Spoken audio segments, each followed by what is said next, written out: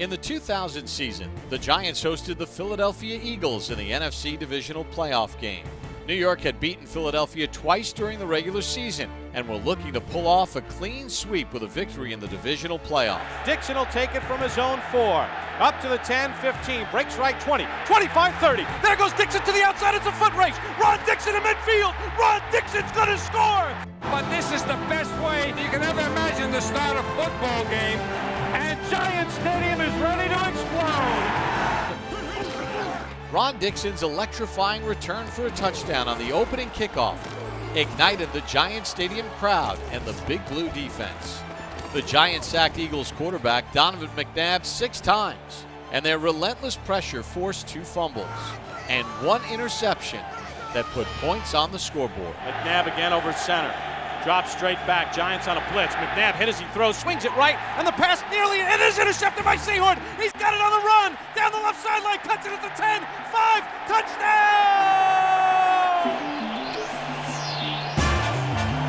He batted it first. Somehow it did not hit the ground, and then he captured it and took it down the far sideline. Jason Sehorn gives the Giants a 16-0 lead. I don't know how else to explain it. I saw the ball and went. It was an out route to the flat. He was trying to throw that thing low and away, and I just drove on it so well that I felt like I could get to it, and so I went for it. I got my hands on it, but when I hit the ground, it kind of popped up a little bit, and everything just kind of happened. I react, instinct, stand up, go the other way. As a player, you kind of want to have something that you're remembered for. People remember it, they'll bring it up, and I remember it. I'm not going to forget it. Hey, I've never seen you play like that, man. Hey, Jay, I've never seen anything like that.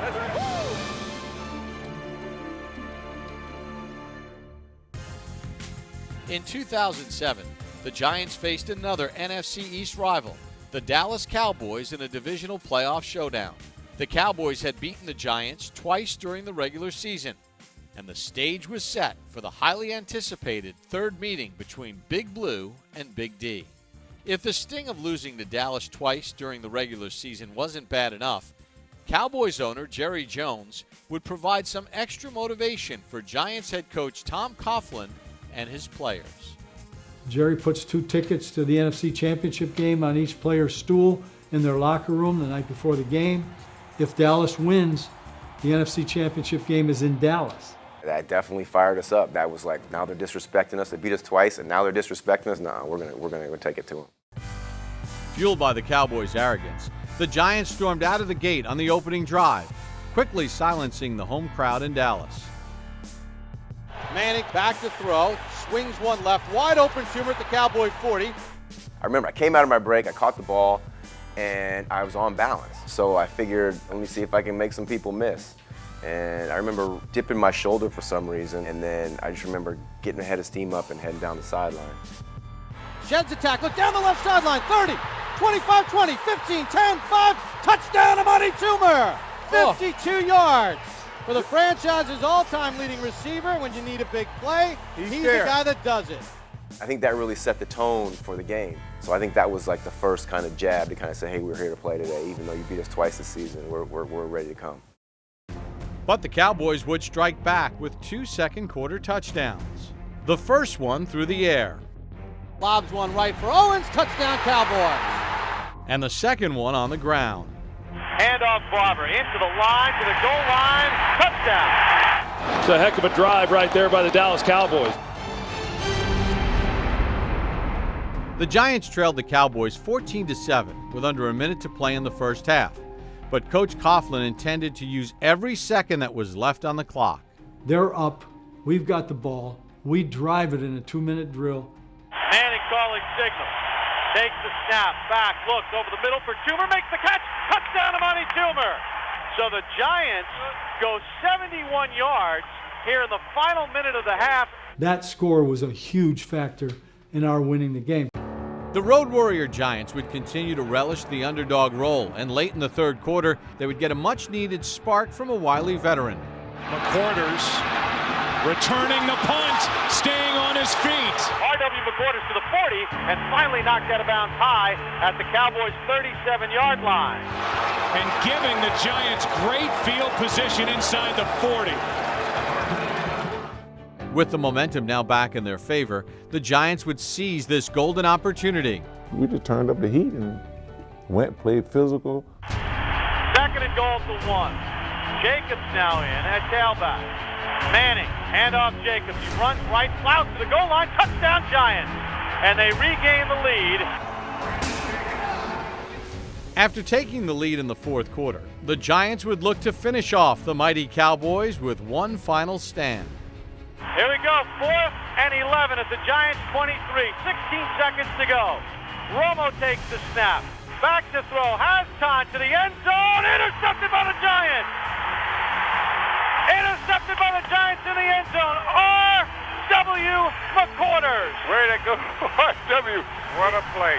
The ball was right there, so it was like bam, bam, and I just curled it up and fell down. I'm like, yeah, we're not losing this one. I've never seen 80,000 people silent, like you couldn't hear anything.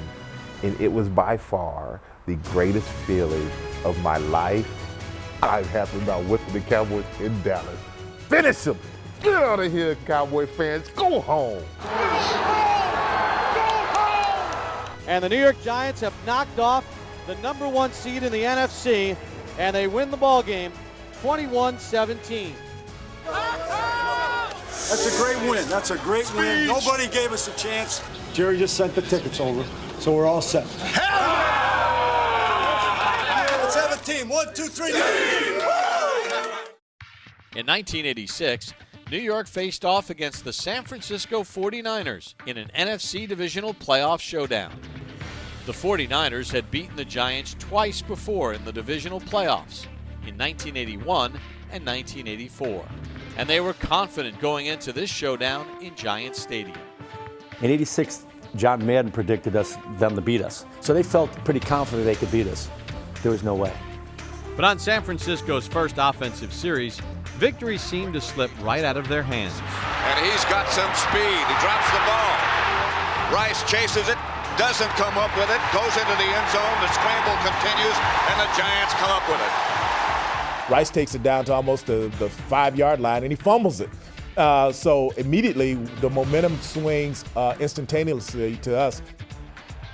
On the ensuing series, Phil Simms took immediate advantage of the turnover, and the Giants never looked back. Simms, end zone, touchdown Bavaro! Simms with people in his face, touchdown to Bobby Johnson. Simms completed only 9 of 19 passes for 134 yards, but 4 of those 9 completions were touchdown passes. He threw 4 touchdown passes in that game. All the guy does is win. Running back Joe Morris rushed for 159 yards and 2 scores behind an offensive line that completely manhandled the 49ers defense. Our line was unbelievable. I'll never forget when Joe Morris, I think it was the 2nd quarter, when I handed the ball off to him, he went off the left side and ran down to the end zone. I was looking at him going, wow, he's fast. And nobody touched him. Morris is gone. I could feel the dominance early in the game, and our offensive line was just magnificent in the run game that day. The Big Blue defense was just as dominant, holding San Francisco to 29 yards rushing and 184 yards of total offense. The 49ers were 2 for 14 on 3rd down conversions and completed only 15 of 37 passes with 3 interceptions and no touchdowns. And late in the 2nd quarter, Jim Burt delivered one of the most resounding hits in NFL history, knocking quarterback Joe Montana off his feet and out of the game. It was just before the half, and they were trying to get down and get a score just before half to try to get back in the game. What happened on that play? LT dropped into coverage. So I went in, and he was in the midst of throwing, letting the ball go, and he had him right underneath his arm. So when I hit him, he kind of flipped, and as he flipped, he came down, and he actually came down right on top of his head. I knew it was hurt because it was a thump. It was one of those things where you kind of like get the perfect hit. Throws wildly, intercepted. There goes Taylor down to the 20. 10, touchdown. LT, way to go. Joe Morris capped off the scoring in the 3rd quarter with his 2nd touchdown of the game, giving the Giants a 49-3 victory, the most lopsided score in New York Giants history. Phil Simms gave us the confidence, scored 49 on them, and I wish we'd have scored 89 on them. We were far superior at that point in time to them. They were a very formidable opponent for many years. But that particular year, they didn't have a chance.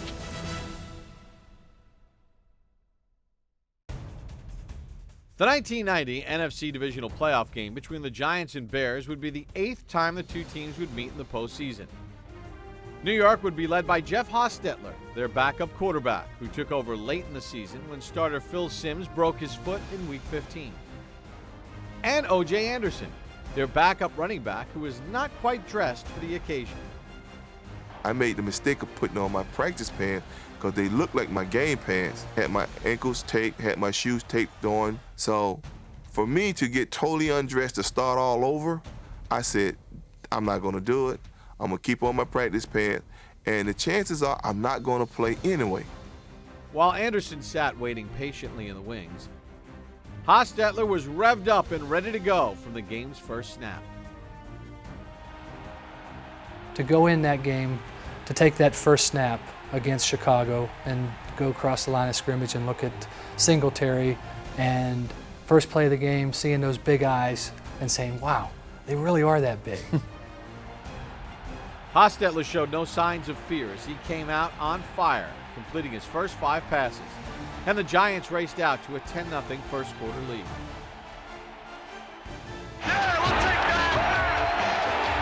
Hostetler looking for receiver right, looks left, throws end zone deep, Baker, touchdown! What a call in the corner of the left end zone. Hostetler's quick start had the Giants' offense rolling, while Big Blue's defense sent the Bears reeling.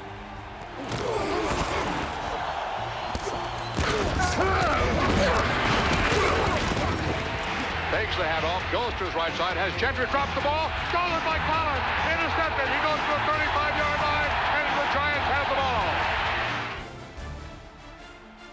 Late in the first half, the Bears were knocking on the door, but the Giants' defense stepped up with a goal line stand for the ages. The ball is a half foot away from the goal line. 4th down, Giants leading 10-0. Handoff, Buster stop. What a play! John Washington. Yeah, Washington sneaking through, stopping him at the line of scrimmage. The Giants' defense won the battle at the goal line, but they were about to lose their starting running back. Hampton got about 3. Rodney get hurt, he comes over and he tells me first. He said, something wrong with my leg. I'm like, what do you mean something wrong with your leg? He said, my shin is, it's bothering me. He said, it hurts real bad. And then I heard him say, Rodney broke his shin bone. He got broken. I'm like, what do you mean he broke his leg? And the early report is, Pat, that he has a fractured fibula. So Ray tells Bill right away, Rodney is out. Bill says, give me OJ. I'm going, what? Me? I got on the wrong pants. That's the first thing that came to my mind. I'm not dressed right. I'm getting ready to go into a Chicago Bear game where we need to win. I said, holy jeepers. I said, well, let's go. With OJ in the backfield, the Giants' offense didn't miss a beat, and they quickly extended their lead. Hostetler turns, rolls left, looking, throws, end zone, touchdown! Hostetler's mobility enabled the Giants to keep scoring drives alive until a weary Bears defense finally cracked under the constant pressure.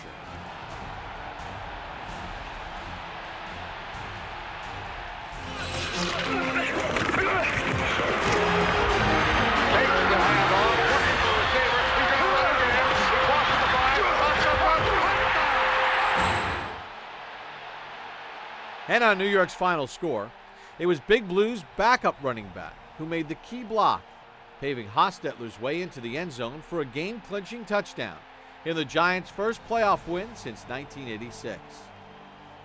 I ain't throwing no game. I'm too tired to throw game. They said the Giants were dead. Hey, they said we're done, baby. Hey, I don't understand them. They stuck a fork in us and said we were done. Hey, San Francisco, they're back. We're back. They're back.